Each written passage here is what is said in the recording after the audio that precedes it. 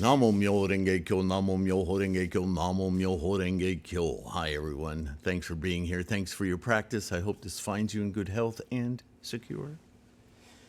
As always, deeply appreciative of your practice. We're in the middle of this already. And we're going to continue with Shakyamuni speaking in verse. And as I've said before, the verse sections are the sermon. The sermon in that this is the essential teaching. Everybody learns this and spreads it orally because it's a pentameter, right? So it's easier to memorize. It's easier to recall and repeat. And the other stuff is part of the sermon as well, but it's, I suspect, more directed generally to the audience he's speaking to, which means that the concepts are there, they're all the same, but a different audience might hear it a little different. He might actually orate it a little differently, although because he's taught these sermons for years, I'm sure he developed quite a pattern of repetition in those sections as well. But one thing we can know for sure, the pentameter sections, the verse sections, are the critical teaching of the sermon, yeah? So we were in the middle of it. We're going to continue today. If anyone preserves it, we're talking about the Myoho Renge Kyo, the Lotus Sutra, yeah? Even for a single moment, I shall truly rejoice. Buddha-ness, right? Shall truly rejoice.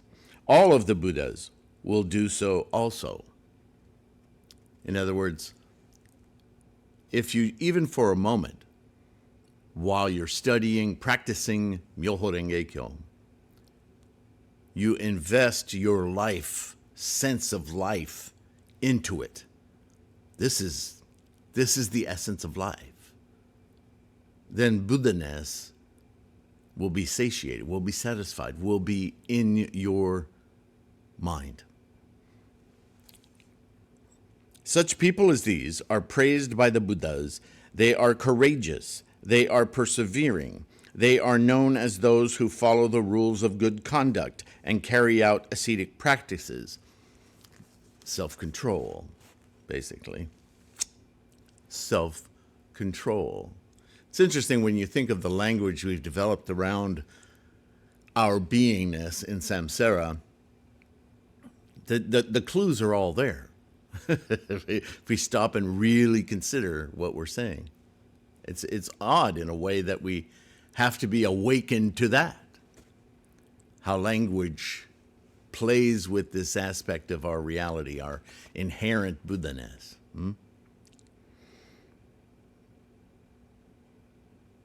Subsequently, they quickly attain the highest Buddha path. Those in the future who recite and preserve this sutra are the true heirs of the Buddha and abide in the stage of purity. That's you and I, my friends. Those who can understand its meaning, always the critical point, after the Buddha's extinction, nirvana, will become the eyes of the world. Follow that, right? The eyes, the Guhonzan eye, the Buddha eye. We become the awakened ones, not the closed eyes, the open eyes, right, of Buddhahood. For devas and humans, those who teach it, even for a moment, in the fearful world, and we live in the fearful world, will be revered by all the devas and humans. And that's the end. Wow, I thought there was more to it. But that's the essence of the teaching, right? This is the end of the jeweled stupa. And so as soon as he provides for us, Shakyamuni, the visual story of discovering our Buddha-ness in the ceremony or the assembly in the sky, yeah, through the seven-jeweled Namo Myoho Renge Kyo, seven-jeweled stupa or treasure tower, which is our innate Buddhahood. This is why it happens in the sky, not on a mountainside, not on the earth. It's not samsaric, it's mental. That's why it's in the sky, floating. This is where we find, where we discover in our mind the seven-jeweled, the Namo Myoho Renge Kyo, how many ways can we say it? The portal, the Gohanzon, Buddha eye. Right? It's like opening, taking a piece of plywood off of a sheltered window and suddenly seeing the truth, the unseparability of self and environment. That the individuation, the discriminations, all apparatus for identification, really identify the ego, the true self, is one with everything. The universe, the cosmos is self. So this is the wrap-up. And then when he says all Buddhas recognize, that's Buddha-ness is fully implemented, fully awakened. All right. But that only took 6 minutes? Wow. I guess I'll go ahead and transition into the next chapter. It's interesting that the chapter that's inserted after that one is Devadatta, because now he's going to tackle one of the most difficult conversions, if you will, transmigrations in his orbit. Devadatta at one time did many things to try to exterminate, defame, or kill Shakyamuni.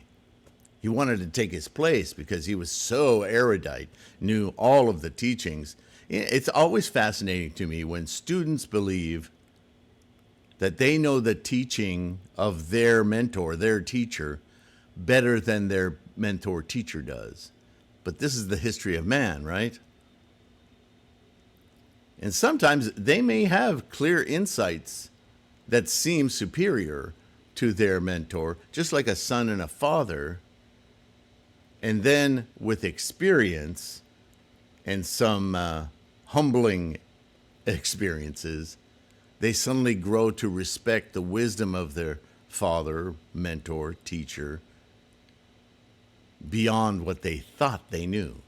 This is the story of the Arhats, right? Thinking they had achieved what they had not. Well, here's Devadatta, the prime example within the history of stories of Shakyamuni's teachings. And this is the chapter where it comes to a head. Kind of makes sense to put that after this previous chapter and all the chapters leading up to it, to show ad nauseum, really, this enlightenment, this seven-jeweled tower, this treasure tower. It is your mind. Don't associate it with me, Shakyamuni. Don't associate it with some deity or some presence or something outside of yourself, as Nichiren would say. The Gohanzon, the access to the Buddha eye, the enlightenment, the awakening, is nowhere outside of your flesh and blood body. Those are Nichiren's words, right? That's where Gohanzon is. Not on that scroll. That scroll is extremely useful. It's a wonderful implement, a tool that Nichiren created for universally representing the Treasure Tower chapter. It's an amazing physical representation of this very visual, in the air discovery in our own apparatus, our sentient mind. All right. So we start chapter 12, Devadatta. The Buddha then addressed the assembly of bodhisattvas and also the devas, humans, and fourfold assembly, saying, "In the past, immeasurable kalpas ago, I tirelessly sought the Lotus Sutra, the Myoho Renge-kyo, the ultimate method for self-enlightenment." So he was a bodhisattva. Throughout many kalpas, I always became a king and made a vow to seek highest enlightenment. My mind became irreversible. Right? This is a stage of bodhisattva, right? Irreversible. Wanting to fulfill the 6 perfections, I diligently carried out practices, unstingingly giving elephants, horses, and 7 precious treasures, always 7. Countries and cities, wives and children, male and female servants, my head, eyes, marrow and brains, the flesh of my body, hands and feet, without stinginess, not even hesitating to give my own life. All of that whole sentence, that's about the earlier teachings. And all the stories of, like, the medicine king burning his arms, or I don't remember the names, but people cutting patches of skin off just to write down one single sentence, verse, word of the teachings of the Dharma. All sorts of stories about, take my life if I can just have a chance for enlightenment for a moment. Just, I don't need this thing, this physical samsaric thing. I need my mind to be clear, to understand once and for all the engine of life. Countless stories, right? Always confronting the body. This is a story of man ad nauseum. The only thing of value in samsara that we understand is our physical body, this apparatus, which we individuate as a separate thing from its environment. You could say that's a priori problem in the samsaric mind, because from that comes this, I need to identify this body as unique and special. And why is it unique and special? Well, it has all these things. It has these colors. It has these smells. It has it, right? Everything is identification. But when you get down to it, that's not you. That's a straw man, an ego, a representation of what? The real you is something completely united in the cosmos itself, running with the engine, the momentum, the experience of living, not what has been.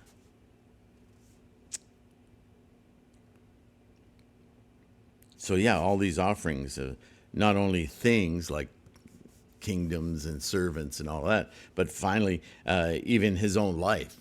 I don't need this. I need this. I need my experience, my knowing. Okay.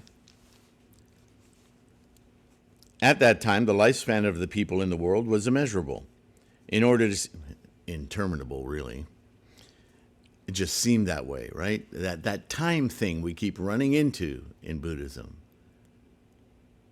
A lot of suffering makes life feel endless, right? So at that time, the lifespan of the people in the world was immeasurable. Is that a bad thing? No. It's just a visualization of the arduous nature of life. Life is suffering. First Noble Truth. In order to seek the Dharma, I abandoned my kingdom, abdicated my throne to the crown prince. Beating a drum, I proclaimed to the 4 directions that I was seeking the Dharma, the experience of life, not just the collection of thingness. Saying, I will be as a servant for the rest of my life to whosoever can teach me the Mahayana. At that time there was a sage who came to this king and said, I possess the Mahayana teaching called the Lotus Sutra, the Myoho Renge-kyo. If you faithfully obey me, I will expound it to you. Again, we're in a fable here, right?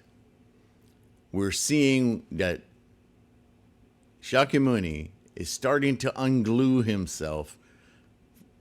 Well, he's done it before, honestly. But in this story, he's saying, once again, Buddha is not me. Buddha is a condition that I inherited from great effort. Having heard the sage, the king became joyful. Now he's talking about himself in the third person. Having heard the sage, the king became joyful and ecstatic, and accompanying the sage, he did everything he was asked. He gathered fruits, drew water, collected firewood, provided meals. He even provided his own body as a bed for the sage. Yet he never tired in either body or mind, and in this way served the sage for 1,000 years. A long time. For the sake of the Dharma, he served him diligently, making certain the sage never lacked for anything. At that time, the Bhagavat, wanting to elaborate on the meaning of this, further spoke in verses. I remember that in the past, many kalpas ago, although I became king of the world, in order to seek the great Dharma, I was never attached to the desires of the five senses. Right? How many times have we heard this? Striking a bell, I declare, oh, the drum became a bell now.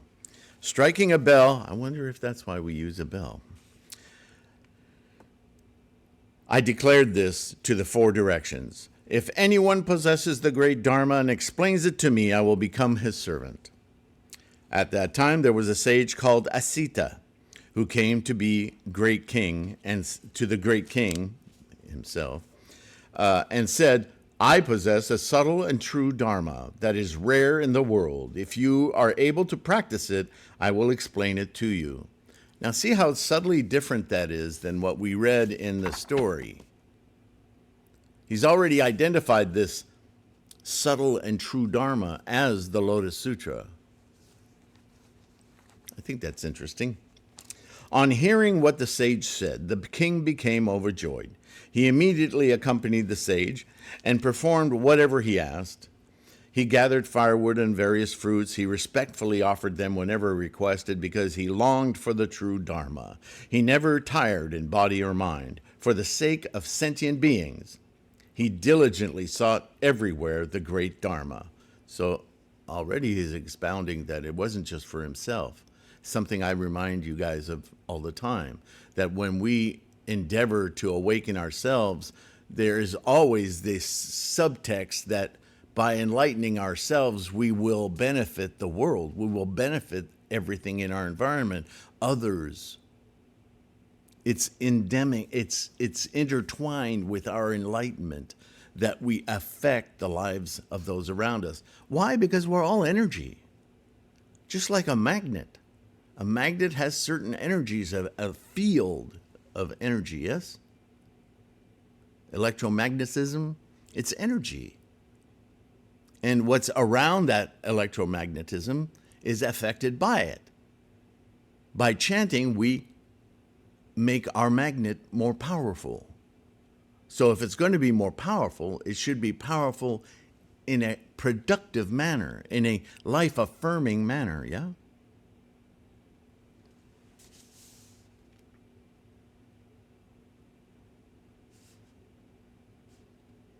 He never sought it for his own sake, nor for the desires of the five senses. For this reason, although a great king, he diligently sought and attained this Dharma, ultimately becoming a Buddha. That is why I now tell you this. The Buddha addressed the monks, saying, the king at that time was I myself, and the sage was he who is now Devadatta. What? Devadatta? taught Shakyamuni how to awaken? What? Well, again, don't forget, Buddhism is about the mind, attitude, and intent, and constantly using the device of time before and after, right? In the device of time, we all are playing before and afters with each other because that's how we learn. Someone does or says something, it causes us to reflect and try to understand. And that because we're moment to moment, momentum, where do our understandings, our interpretation of life come from? It's the interaction that keeps our momentum productive, analytical. We take that function of our samsaric data collection and identification and we flip it through our enlightenment to become more profound understanding of the engine of life. Nothing gets wasted, nothing gets terminated. It's the actual paradigm shift of our sentient mind. And Buddhism uses this device constantly.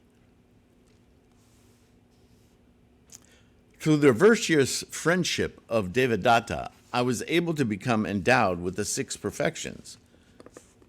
Now, you could say in another way, translate that as, he confronted me so many times that I had to come to terms with aspects of myself, as well as others, like Devadatta, that I was unfamiliar with, grappling with. And so that honed my understanding, my Buddhism, my Buddhahood, my skillful means. Benevolence, compassion, sympathetic joy, generosity, the 32 marks, the 80 excellent characteristics, reddish gold skin, the 10 powers, the 4 kinds of fearlessness, the 4 methods of gaining trust, the 18 excellent qualities, the transcendent powers, and the power of the path. All of these advancements, these accomplishments, he offers Devadatta up as his teacher. As you are mine, as I hopefully am yours. We are all this interaction teachers and students, right? This is the core of Bodhisattva, isn't it? You could say the core of Bodhisattva is the Buddha way. Yeah, but the Buddha way requires this interaction in order to elevate, teach, facilitate Buddha-ness for others as well as ourselves. It's a reciprocal relationship. This is why attaining Buddhahood in isolation is woefully incomplete and imperfect.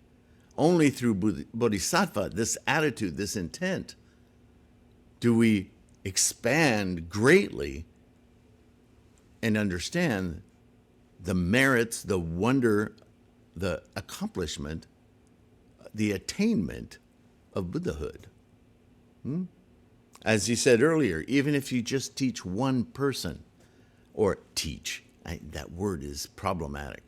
We guide someone else towards something that we don't even know perfectly or completely. But in the act of helping, we learn, and they as well, and so on and so on.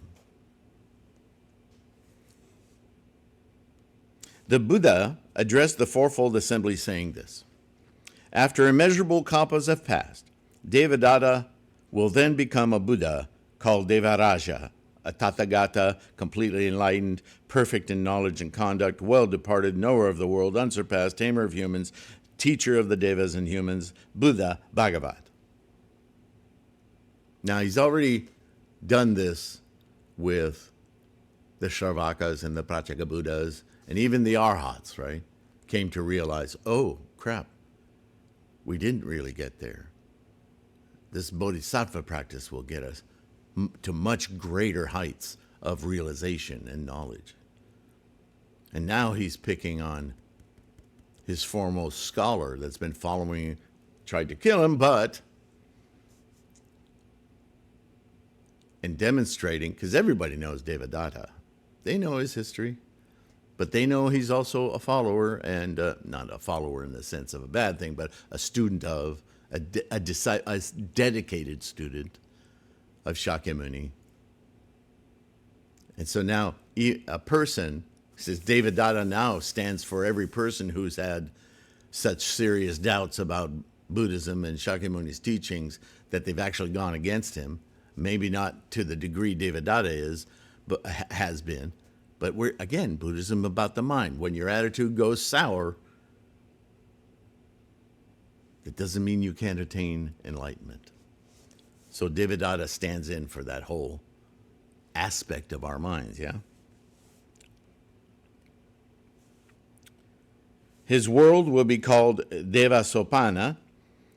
At that time, the Buddha Devaraja will abide in the world for 20 intermediate kalpas and extensively teach the true Dharma to sentient beings. Sentient beings equal in number to the sands of the Ganges River will attain enlightenment, says Arhatship, but that's, again, BDK. That's already been shown to not mean what they're using it to mean here in the previous chapters. So why do they continue to use it? See the biases? Yeah, just understand the intent of the statements and the writings, not so much the translations. If you really look at it, it falls apart anyway. The thought of a Pratyeka Buddha has awakened in incalculable numbers of sentient beings. He thought of the highest path will awaken in sentient beings equal in number to the sands of the Ganges River, and they will become convinced of the non-arising of all dharmas and reside in the stage of non-retrogression. The non-arising of all dharmas, what does that mean? That's again a reference to craving and clinging. See, we think of things happening from previous causes and effect, don't we? I hear people teach that all the time. This is because you did this. And this is how we experience samsara in a timeline. This begot this, begot this, begot this. But in Buddhism, we don't think that way. Well, or we try not to.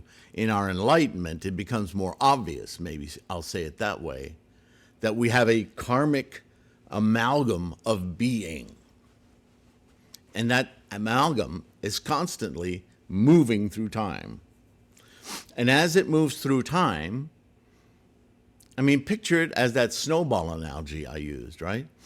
It collects more snow. That's the 3,000 realms in each thought moment. There are influences on the snowball that is our life, our material life, although that material is made of energy. So make the snowball a big ball of energy with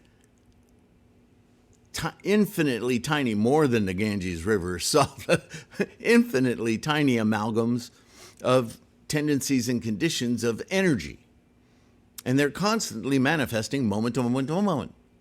And some of them are impacted by influences happening in each of those moments as we experience samsara.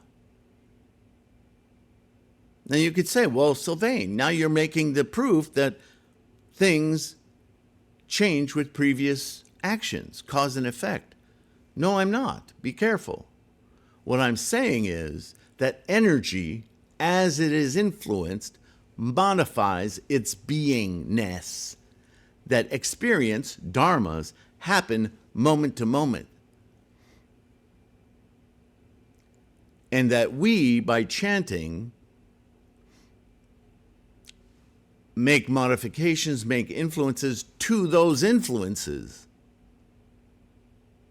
so that we can change the next moment of instantiation of that whole amalgam from the previous moment to a slightly different instantiation of that moment.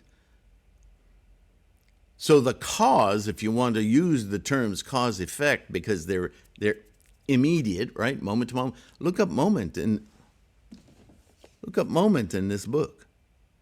Look up, or if you don't have the book, go on the internet and look for Max Planck's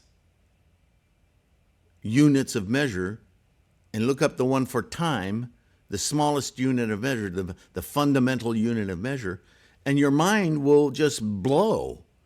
It'll melt, trying to consider how brief a moment is. Hundreds of thousands of them, trillions of them, have happened in the last sentence I spoke on this video. That's how much influence is blanketing this snowball, this amalgam of you. So every single thought, moment of thought that we experience is reinstantiating in every moment. The only influence is just a tiny, tiny little energetic action. This is karma. Karma is ongoing. Karma doesn't just change direction because something was said or done. It can be more or less affected, and that they don't call it cause and affect. They call it cause and effect because it's the same thing. It happens in that moment. It's like, this is a very bad example, but when you have a glass of water and you put anything in it, Kool-Aid, sugar, salt, and that dissolves, well, obviously that takes time. That's a samsaric example, very, very faulty for what I'm saying here. We need a nuclear accelerator, like a particle accelerator like CERN, to even approach what I'm talking about here. But just as a simple example, getting that back out of that glass of water, it's futile. The moment you put a spoonful of Kool-Aid in the tall glass of water, it's not water, it's Kool-Aid. But the water doesn't know that, right? You're drinking that water doesn't change. Your experience changes. And that experience, that dharma, it didn't come about. It's happening now. Experience is something you feel moment to moment. You experience moment to moment when you experience it. You can't say that I've been working for the last 3 weeks for this moment when I drink this Kool-Aid. Whatever. Anticipation is something you feel moment to moment also. I know it's hard to wrap your head around, but cause-effect is an immediate one thing for this reason. Now, you'll read about latent cause and latent effect, but this is all the minute distinctions of the way the mind conceives of things and when realizations pop into mind. It's insight. So that insight, how does it come about? There's a reinvestigation of another word we love, epistemology. But that takes lots of time, lots of moments. But the realization, when it comes, it just comes. It's a realization that is now in control of everything we know. In the past, it is irrelevant. That moment is the cause and effect then. So all dharmas are like this. All experiences are like this. We like to couch them, and that's our samsaric way, right? How many times do we get fed up with people who make excuses, desperately trying to set up the little theater so that they can absolve themselves of this or that? It's all baloney. We know it's baloney.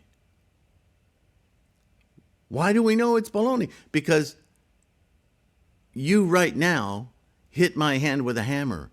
I don't care that you had the flu 2 weeks ago. I don't care that that doesn't matter. I'm sympathetic to all those things that happened to you, but if you think my thumb feels better because of all of that, you're out of your mind. It sounds discompassionate, doesn't it? But the reality is that what something happens, it just happens, and you experience it happening. There were no requirements for it. Whether it's more probable or less probable, you can argue that till the cows come home. It doesn't matter. What matters is the event, because we live moment to moment to moment to moment. But somehow we abstract that stuff in samsara, and we make a big old mess of it. But the truth, just like enlightenment, is it's either on or it's off. Staying in it. That's our objective in Buddhism, to shift our mind from samsara to turn the light on. Wow. You can turn the light off too. That doesn't mean you've ended it. It just means you're not in it. Moment to moment to moment. The Dharma is an experience. It's not achieved as a result of, I memorized this real well. See, that's the whole thing about glued to words comes to mind. The Lankavatara Sutra talks about this in its own way, obviously. So that's why he says, reside in the stage of non-retrogression. When you enlighten, you want to stay there. You don't want to slip back into samsara. That's retrogression. You understand? Then, after the parinirvana of the Buddha Devadatta, the true Dharma will abide in the world for 20 intermediate kalpas, the seven-jeweled stupa again, 60 yohanas in height and 40 yohanas in both length and width, will be built for all his relics, and all the devas and humans will honor and revere this beautiful seven-jeweled stupa with various flowers, scented powders, burning incense, fragrant ornament. You know, what if he was talking about Nichiren? Remember, Nichiren identified with one of the leaders, the four leaders of the Bodhisattvas of the earth, you and I. Consider that. This story applies to Nichiren. This seven-jeweled stupa will be built for all his relics, and all the devas and humans will all honor and revere this beautiful seven-jeweled stupa with various flowers, scented powders, burning incense. What are we doing here? Isn't that what we're doing?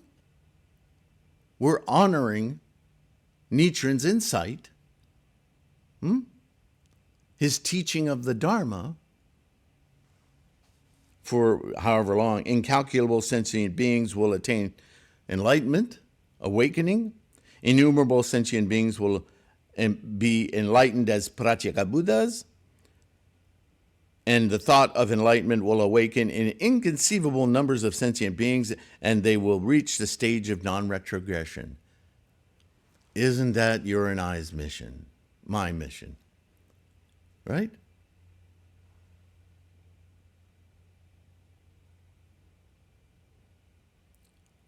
The Buddha addressed the monks saying, if in the future there are sons and daughters of virtuous families who, upon hearing the Devadatta chapter of the Lotus Sutra, accept it with pure minds and without doubt, they shall not fall into the realms of hell or to the stages of hungry ghosts or animals, but will be born, next moment, birth, right?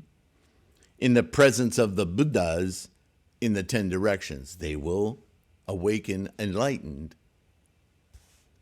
wherever they may be. They will always hear this sutra. If they are born among humans or devas, they will enjoy a supreme and delightful contentment. And if in the presence of a Buddha, they will be born spontaneously in a lotus flower. So there's the renge, the moment of inspiration, the moment of insight. Yeah? At that time, in the lower region, there was a bodhisattva called Prajnakuta, who was accompanying the Bhagavat Pratubattaratna. He urged the Buddha Pratubattaratna to return to the original land. The Buddha Shakyamuni addressed Prajnakuta, saying, "O son of a virtuous family, wait for a moment. There is a bodhisattva called Manjushri. Let us meet him together and discuss the true Dharma. After that, you can return to your original land." At that time, Manjushri, sitting on a 1,000-petaled lotus flower as large as a carriage wheel, together with the attendant bodhisattvas who, seated on jeweled lotus flowers, emerged spontaneously out of the ocean from the palace of the Naga king, Sagara, and floated in midair. There we are in the mind again. Floating in midair. Arriving at Mount Graratkuta, they descended from the lotus flowers and went into the presence of the Buddhas, where they bowed until their foreheads touched the feet of both Bhagavats. Right, we're talking about Tahoe Buddha and Shakyamuni Buddha. Having honored them, Manjushri approached Prajnakuta, and they greeted each other and withdrew to sit to one side. Then Bodhisattva Prajnakuta asked Manjushri, saying, "Your Eminence, how many sentient beings do you lead and inspire at the palace of the Naga king?"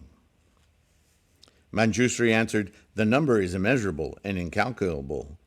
It is not possible to express it in words, nor is it possible to calculate it with one's mind. Wait a moment, and you will have proof." Before he had finished speaking, innumerable bodhisattvas emerged from the ocean, seated on jeweled lotus flowers, arriving at Mount Graratkuta. Wow, these words. They floated in midair. All of these were bodhisattvas who had been led and inspired by Manjushri. Those who had perfected the bodhisattva practices discussed the 6 perfections together. Those who were originally Shravakas explained the Shravaka practices in the air, and now that they all practiced to understand the meaning of the emptiness of the Mahayana, the experience of a moment, disconnected from time. Manjushri said to Prajnakuta, "Thus did I lead and inspire people in the ocean." Thereupon Bodhisattva Prajnakuta spoke these verses in praise. "O one of great wisdom, virtue, and courage, this assembly I have now all witnessed that you have led and inspired incalculable numbers of sentient beings. You have expounded the essential character of dharmas and revealed the teaching of the single vehicle. You have extensively led many sentient beings, causing them to quickly attain enlightenment." Yeah, moment. There's nothing quicker. Manjushri said, "In the ocean, I always expounded only the Myoho Renge Kyo." Then Prajnakuta questioned Manjushri, saying, "This sutra is profound and subtle. It is a jewel among sutras and rare in the world. If sentient beings diligently strive to practice this sutra, will they immediately become Buddhas or not?" Manjushri answered, "Yes, they will." But what does immediately become a Buddha mean? Consider that. It means in this moment. The next moment, you have to do it again. You have to stay in Myoho Renge Kyo. Nichiren said this about his own practice, that he now feels as though he spends every moment of his day in Myoho Renge Kyo. That's quite something. That means that every single moment of thought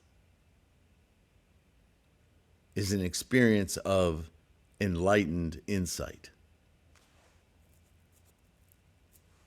The invocation of that very insight. Namu Myoho Renge Kyo. So yes, they will. No doubt there.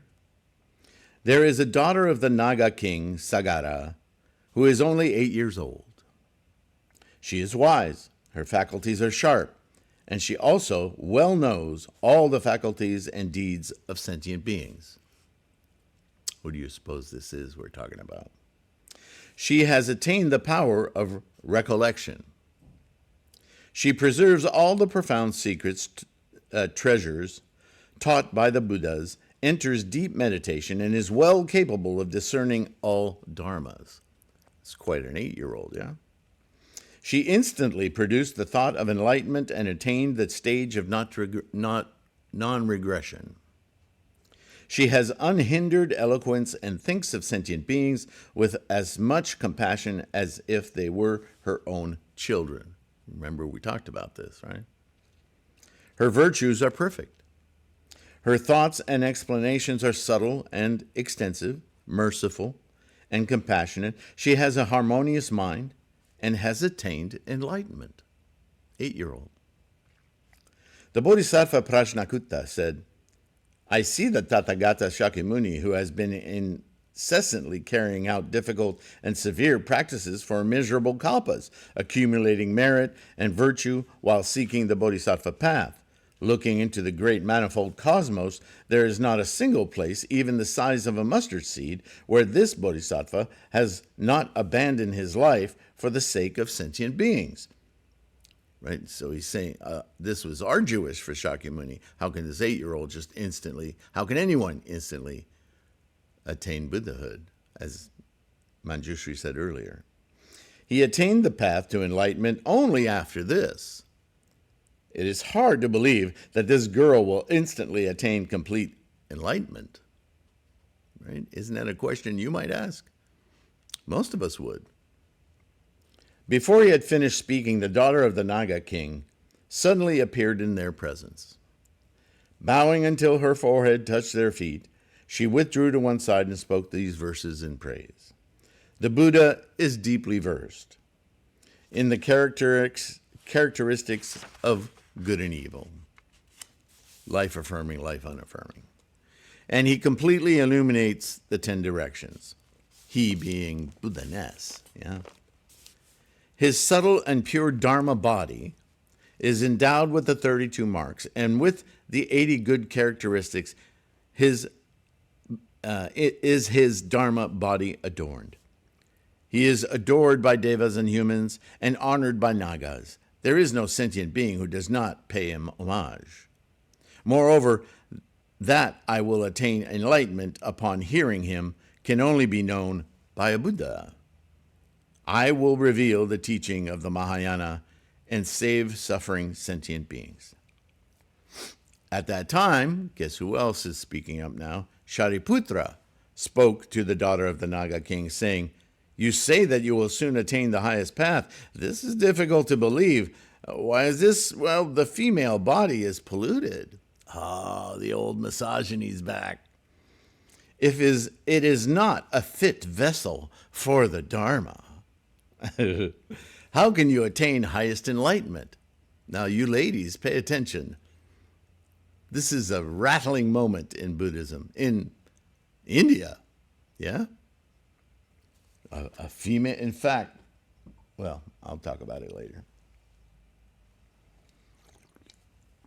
In fact, I've gone on, and I've gone over the time I want to make these videos. So, a teaser.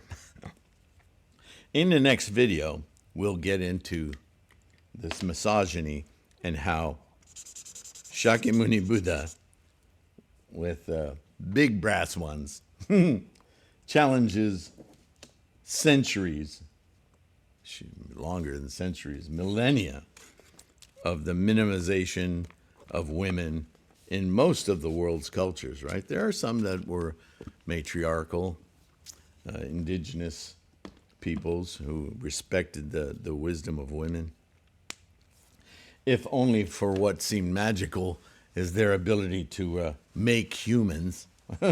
It's pretty magical in a way, right? Very hard to fathom. But anyway, yeah, this chapter is full of very challenging ideas to the people of his day. But they should be a clear indication to us of the depth, the truth of the fact of how everything works, right? The engine of life. Thank you for listening. I get enthused sometimes. I don't watch the clock enough, but I like to complete a thought too. Anyway, thank you for listening. Thank you for being a practitioner of the Lotus Sutra. Oh man, I'm having a lot of